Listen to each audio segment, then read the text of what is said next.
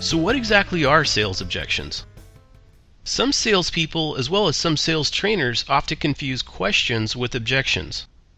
In general, when a prospect asks me a question about my product or service, it's usually a good sign. The prospect is definitely showing some interest, and it's my job to be able to answer his or her questions as accurately and honestly as possible. So in most cases, questions are good.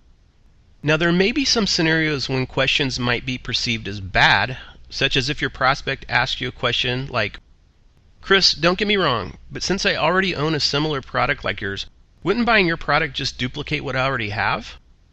But even in this example, if your product can truly offer something different that justifies your prospect's purchase, you might still be able to make a sale.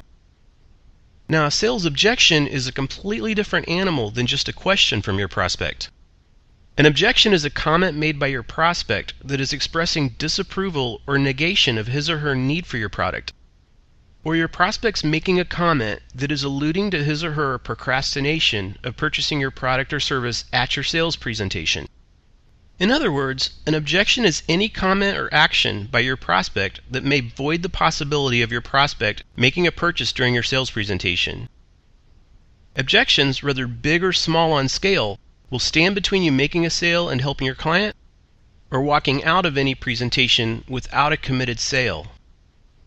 And in a really successful sales presentation, where all the objections are handled successfully, there's really no reason why you shouldn't be able to go ahead and close the deal at that sales presentation. Many sales managers and trainers, for some reason, simply don't understand that in almost every industry, salespeople can greatly increase their sales closing ratios even at the first presentation.